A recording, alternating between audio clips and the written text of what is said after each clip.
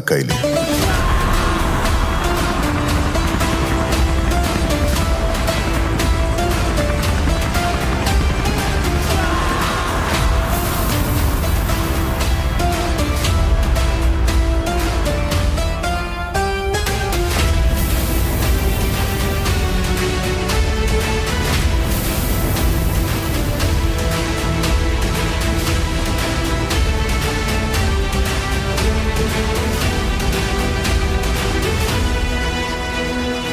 ಅವನನ್ನ KGF ಕಳಿಸಿದ್ದು ಗರುಡನ್ನು ಹೊಡೆಯೋದಕ್ಕೆ, ಆದ್ರೆ ಅವನು ಹೋಗಿದ್ದು KGFನ ಆಳೋದಕ್ಕೆ.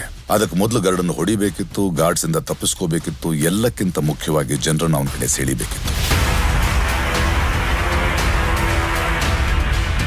ಅದಕ್ಕೆ ಶಾರ್ಟ್ ಸರ್ಕ್ಯೂಟ್ ಮಾಡ್ದ, ವೈಟ್ ಲೈನ್ ದಾಟ್ದ. ಆದ್ರೆ ಮೊದಲು ಅವನು ಹೋಗಿದ್ದು ವಿರಾಟ್ನ ಹೊಡೆಯೋಕೆ. ಅಲ್ಲಿಂದ ಆ 3 ಜನ ಕೈದಿಗಳಲ್ಲಿ ಒಬ್ಬನಾಗಿ ಬಂದು ಎಲ್ಲರ ಮುಂದೆ ಗರುಡನ್ನು ಕೊಂದ.